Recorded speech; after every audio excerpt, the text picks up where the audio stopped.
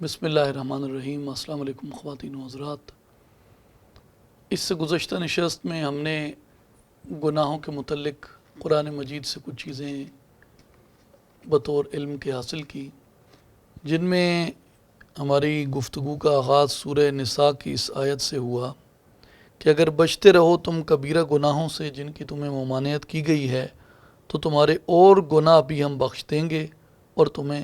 عزت کی جگہ ہم داخل کریں گے۔ اس آیہ مبارکہ پہ ہم نے امام قرطبی رحمۃ اللہ علیہ کا یہ قول مبارک معلوم کیا، جس میں انہوں نے فرمایا ہے کہ گناہ کی ایک تو تخصیص کی کہ گناہ صغیرہ بھی ہو سکتا ہے اور گناہ کبیرہ بھی ہو سکتا ہے، لیکن آپ فرماتے ہیں کہ اصل گناہ کی تخصیص محض اتنی نہیں کہ ان میں سے صغیرہ کون سا ہے اور ان میں سے کبیرہ کون سا ہے۔ اصل بات دیکھنے کی یہ ہے کہ سارے گناہ گناہ کبیرہ بن جاتے ہیں جب بندہ یہ دیکھتا ہے کہ میں کس کی نافرمانی کا ارتکاب کر رہا ہوں۔ یہ ایک لطیف بات ہے اور اہل تقوی کے ذوق کی بات ہے۔ کل ہم نے ان چیزوں کا ذکر کیا، ان گناہوں کے متعلق ہم نے معلومات حاصل کی اور قرآن مجید سے رہنمائی حاصل کی جن کا تعلق زبان سے ہے، یعنی زبان کون سے گناہ کرتی ہے، زبان سے کون سی خطائیں سرزد ہوتی ہیں، اور زبان سے کس طرح کی جو چیزیں اگر بولی جائیں یا کہی جائیں تو وہ اللہ کے نزدیک قابل گرفت ہیں۔ آج ہم ان 11 چیزوں کا ذکر کریں گے جو قرآن مجید میں اللہ تعالیٰ نے رزق کے متعلق ارشاد فرمائی ہیں۔ یہ ان میں کوئی بھی ایسی چیز نہیں ہے جو قبل ازاں ہم نہ جانتے ہوں، لیکن ان کا اعادہ کرنا، ان کو جاننا، ان کو سمجھنا، ان کو یاد کرنا، ان کا تکرار کرنا، ان کی دہرائی کرنا اور اس سبق کو بار بار بتکرار پڑھتے رہنا اس لیے بھی ہمارے لیے ضروری ہے کہ ہم صحیح طرح سے یہ جان سکیں اور یہ یاد رکھ سکیں کہ قرآن مجید ہمارے لیے رزق میں کیا چیزیں مقرر کرتا ہے، کن چیزوں سے ہمیں منع کرتا ہے، اور خاص طور پہ ناچیز نے ان 11 امور کا انتخاب کیا ہے جن میں رزق کے بارے میں ممانعت آئی ہے۔ اکثر ان میں سے وہ ہیں۔ پہلی چیز جو قرآن مجید سے ہمیں ملتی ہے وہ سورہ الانعام کی آیہ نمبر 152 ہے، جس میں اللہ تعالیٰ نے فرمایا ہے کہ وَلَا تَقْرَبُوا مَالَ الْيَتِيمِ إِلَّا بِالَّتِي هِيَ أَحْسَنُ حَتَّى يَبْلُغَ أَشُدَّهُ، اور یتیم کے مال کے پاس نہ جاؤ مگر بہت اچھے طریقے سے جب تک وہ اپنی جوانی کو پہنچے۔ اس سے مراد یہ ہے کہ اگر تمہیں کسی یتیم کا والی یا اس کا وارث مقرر کیا گیا ہے اور اس کا جو مال تمہاری نگہبانی میں ہے، تم اس کے قریب نہ جاؤ یہاں تک کہ اس کو اخلاقاً شرعاً قانوناً صحیح طریقے سے طے کر لیا جائے، اگر تمہارا اس میں سے کوئی معاوضہ بھی طے ہوتا ہے۔ وگرنہ قرآن مجید نے نہ صرف اس ایک مقام پہ بلکہ کئی ایک مقامات پہ اس بات کی تنبیہ فرمائی ہے کہ جو مال یتیم ہے، مال یتیم کی طرف بری نیت سے، برے ارادے سے نہ دیکھو اور کوشش کرو کہ یتیم کا مال تمہارے شر سے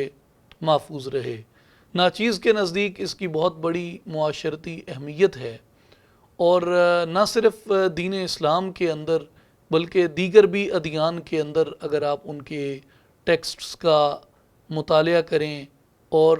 ان کے جو ریلیجیو اسپرچول نارمز ہیں ان کا مطالعہ کریں تو آپ کو یہ پتہ چلتا ہے کہ یتیم کی، آرفنز کی ایک ہر ریلیجن کے اندر ایک اسپیشل سٹیٹس ہے، ان کے لیے ایک اسپیشل رسپیکٹ ہے ان کے لیے، اور یہ وہ یونیورسل ویلیو ہے میرے خیال میں جس کے اوپر ہمیں پوری طرح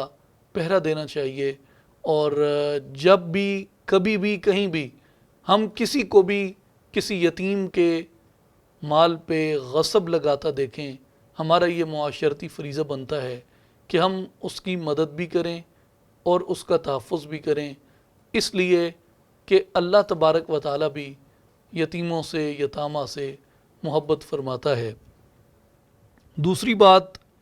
یہ بھی معاشرتی طور پہ ہمارے لیے بڑی اہم ہے، یہ سورہ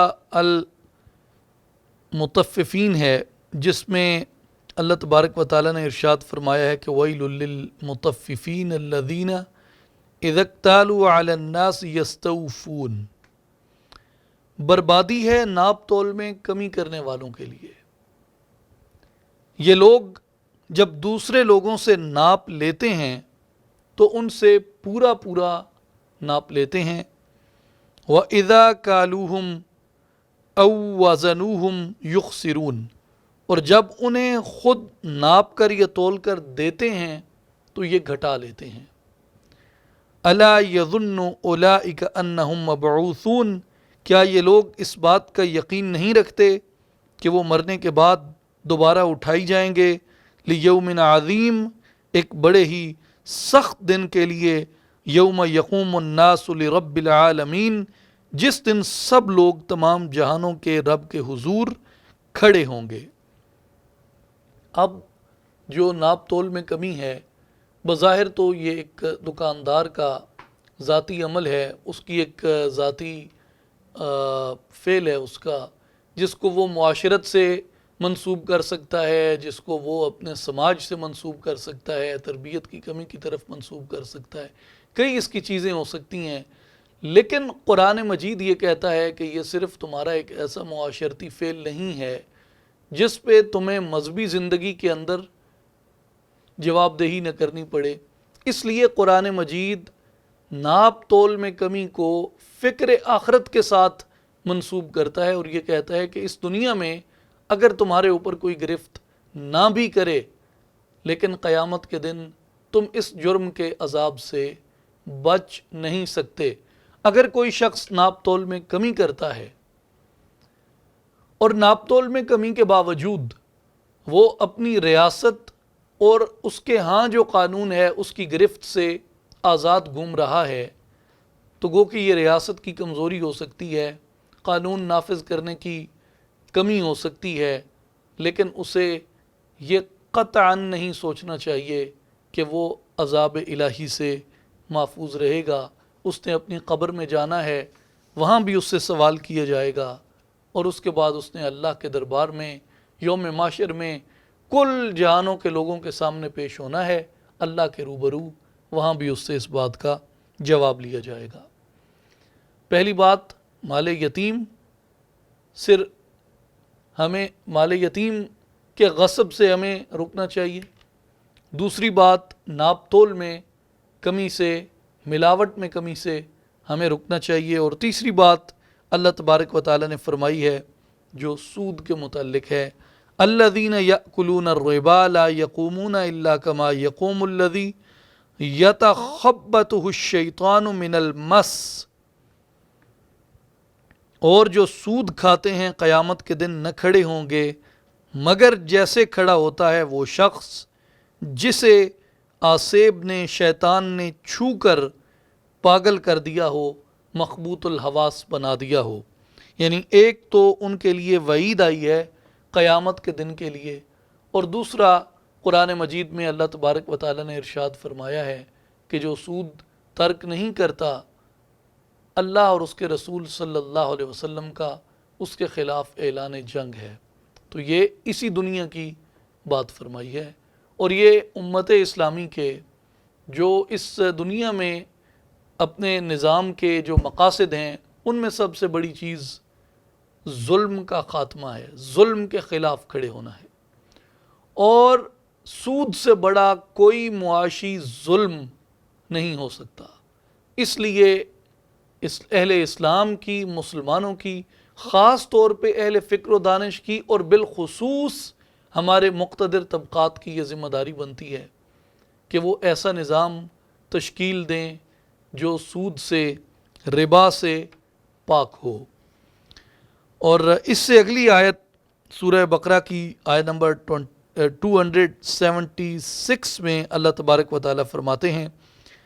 یمحق اللہ الربا ویربی الصدقات، اللہ ہلاک کرتا ہے سود کو اور بڑھاتا ہے خیرات کو، صدقات کو۔ اس لیے اللہ تبارک و تعالیٰ کی بارگاہ میں جو ربا ہے وہ ایک ناپسندیدہ عمل ہے، اور جو صدقہ ہے وہ ایک پسندیدہ عمل ہے۔ چوتھی چیز، یہ سورہ اسراء میں، سورہ بنی اسرائیل بھی جس کو کہتے ہیں، اس میں اللہ تعالیٰ کا ارشاد گرامی ہے وَلَا تَقْتُلُوا أَوْلَادَكُمْ خَشْيَةَ إِمْلَاقٍ نَحْنُ نَرْزُقُهُمْ وَإِيَّاكُمْ إِنَّ قَتْلَهُمْ كَانَ خِطْئًا كَبِيرًا، اور تم اپنی اولاد کو مفلسی کے خوف سے قتل مت کرو، ہم ہی انہیں روزی دیتے ہیں اور تمہیں بھی، بے شک ان کو قتل کرنا بہت بڑا گناہ ہے۔ اس میں اللہ تبارک و تعالیٰ نے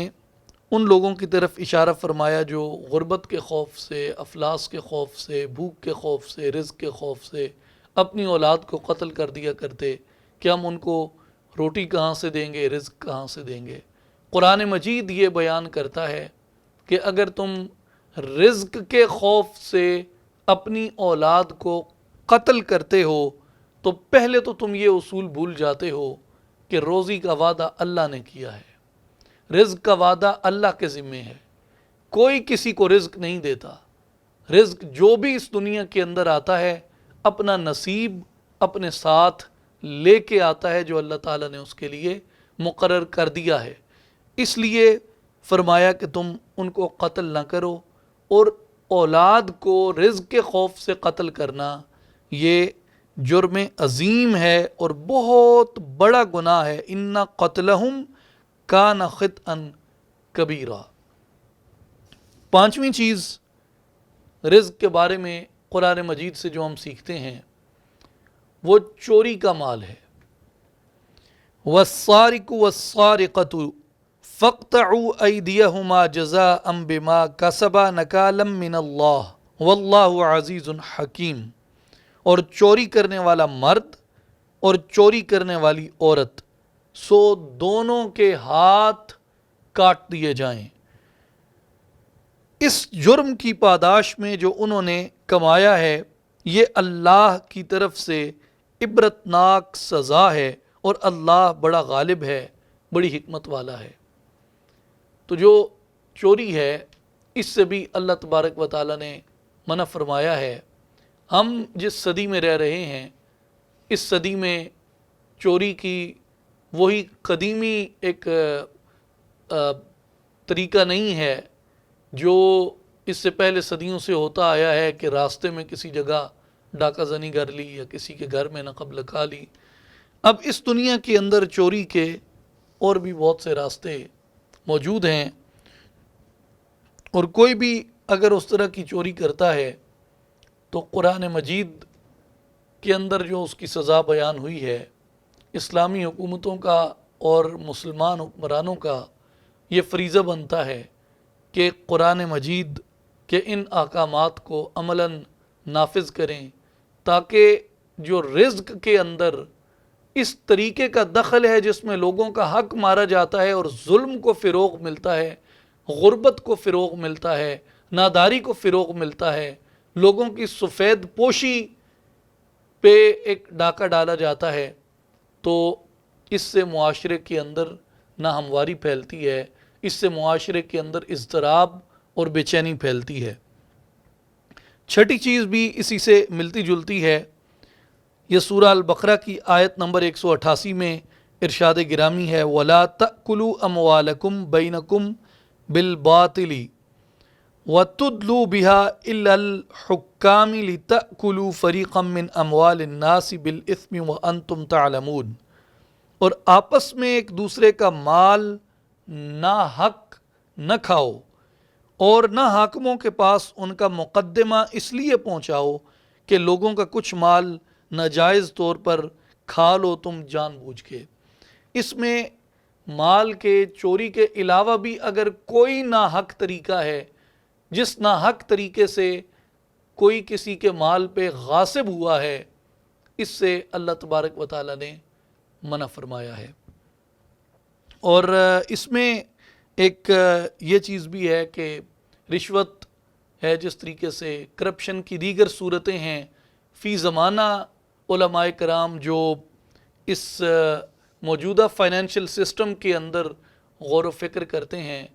وہ ان آیات مبارکہ سے کرپشن، بدعنوانی اور اس طرح کی جو دیگر چیزیں ہوتی ہیں جن میں ناحق طریقے سے مال کھایا گیا ہوتا ہے اور کسی دوسرے کا حصہ اس میں سے غصب کیا گیا ہوتا ہے، وہ ان آیات سے استنباط کرتے ہیں۔ ساتویں چیز، اللہ تبارک و تعالیٰ نے شراب سے منع فرمایا ہے، اور ہمیں یہ یاد رکھنا چاہیے کہ وجود کے اندر اگر ظاہراً حلال اترا ہوا ہو تو انسان کی نیت اور انسان کی جو انٹینشن ہے وہ کبھی بھی حرام کی طرف مائل نہیں ہوتی، لیکن اگر وجود کے اندر قطرہ حرام اتر جائے تو وجود ہمیشہ حرام کی طرف مائل رہتا ہے، اور یہ سارے طریقے جن سے منع کیا گیا ہے معاشرہ ان نجاستوں سے کبھی پاک نہیں ہو سکتا۔ اس لیے لازم ہے کہ پہلے وجود کو پاک کیا جائے ان تمام چیزوں سے جن کو اللہ نے حرام قرار دیا ہے۔ سب سے پہلی چیز جو میں عرض کرنا چاہوں گا وہ ہے یا ایھا الذین آمنوا انما الخمر والمیسر والانصاب والازلام رجس من عمل الشیطان فاجتنبوہ لعلکم تفلحون۔ اے ایمان والو، شراب، جوا، بت اور پانسے ناپاک ہی ہیں اور شیطانی کام ہیں، اس لیے ان سے بچتے رہنا تاکہ تم فلاح پاؤ۔ اس میں میں دو چیزیں عرض کرنا چاہتا ہوں۔ نمبر 7، شراب جس کو اللہ تبارک و تعالیٰ نے حرام قرار دیا ہے، اور دوسری چیز جو نمبر 8 پوائنٹ ہے وہ ہے جوا، یعنی اگر کوئی جوئے کے ذریعے بھی رقم کمائی گئی ہے تو اس کو بھی دین اسلام میں حرام تصور کیا جاتا ہے قرآن کریم کی اس آیہ مبارکہ کی روشنی میں۔ اس لیے جس طرح شراب حرام ہے اسی طرح ایسا رزق جو جوئے کے ذریعے کمایا جائے قرآن مجید نے اس کو بھی رجس من عمل الشیطان قرار دیا ہے کہ یہ بھی شیطان کے ناپاک کاموں میں سے ایک کام ہے۔ 9 جو ہے یہ سورہ البقرہ کی آیت نمبر 173 سے ہے، جس میں ارشاد مبارک ہے انما حرم علیکم المیتۃ، اور اس نے یہی تم پر حرام کیے ہیں مردار۔ اور مردار کی تعویل میں اور اس کی تفسیر میں فقہا فرماتے ہیں کہ اس سے مراد ایسے جانور بھی ہیں جو غیر شرعی طریقے سے ذبح کیے گئے ہوں، یعنی جو طریقہ جانور کو صحیح طرح ذبح کرنے کا، پاک طریقے سے ذبح کرنے کا علماء اسلام نے، فقہا نے، رسول اللہ صلی اللہ علیہ وآلہ وسلم کی احادیث مبارکہ اور کتاب الہی کی روشنی میں مقرر کیا ہے۔ اگر کوئی جانور اس طریقے کے علاوہ ذبح کیا گیا ہے تو وہ مردار ہے، اور ایسے گوشت کا یا ایسی خوراک کا وجود کے اندر اترنا انسان کے وجود کے حلال کو خسارہ دیتا ہے، اور جو شیطانی قوت ہے اس کو بیدار کرتا ہے، جو منفی چیزیں ہیں ان کو، نفسانی خواہشات کو، ان چیزوں کو بیدار کرتا ہے۔ اور اس میں اور بھی بہت سی چیزیں ہیں، لیکن ایک چیز جو قرآن مجید نے کیٹیگوریکلی بیان فرمائی ہے وہ ہے انما حرم علیکم المیتۃ والدم ولحم الخنزیر۔ خون بھی منع ہے، یعنی اس کو پینا، جو جانوروں کا بہایا جاتا ہے خون پینا منع کیا گیا، ولحم الخنزیر، اور خنزیر کا جو گوشت ہے، پورک جو ہے، اس کو قرآن مجید نے منع فرمایا ہے۔ اس لیے یہ کسی شرعی تعویل سے اس چیز کو اخذ نہیں کیا گیا، بلکہ مسلمانوں کی پوری دنیا کے اندر اس وقت جو چند بڑے کویسچن وہ فیس کرتے ہیں، خاص طور پہ جن ملٹی کلچرل سوسائٹیز کے اندر مسلمان رہتے ہیں، فرض کیا ویسٹ میں خاص طور پہ رہتے ہیں،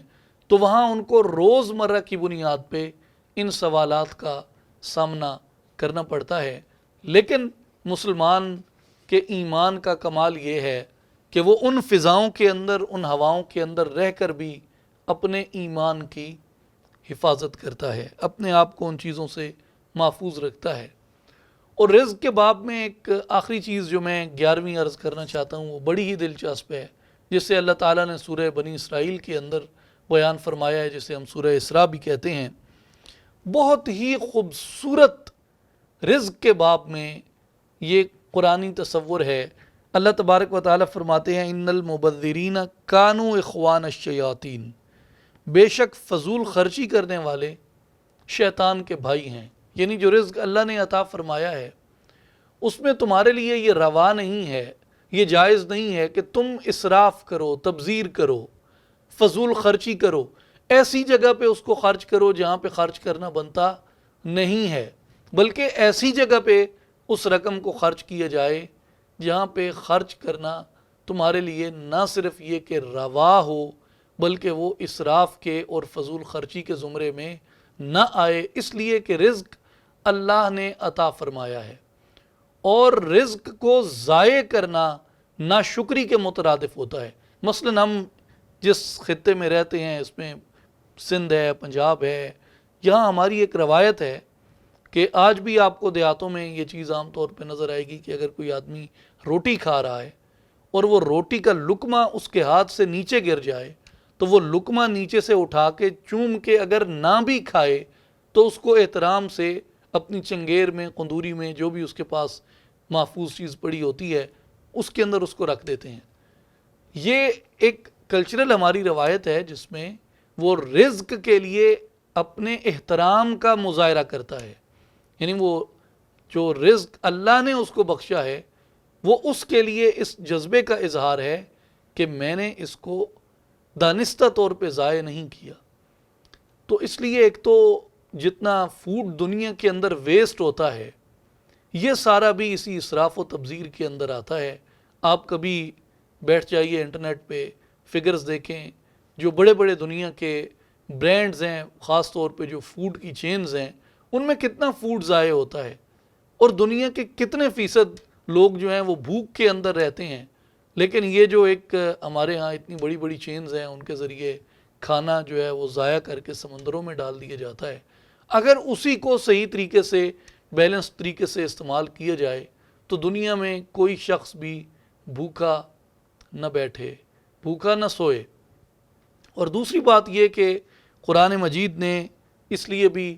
اس تصور سے مسلمانوں کو آشنا کیا ہے کہ رزق اللہ عطا کرتا ہے اور اس کو اس کی غیر مناسب جگہ پہ استعمال کرنا کفران نعمت ہے، جبکہ تمہارے اوپر شکر نعمت لازم کیا گیا ہے۔ تو شکر اس چیز کے اندر ہے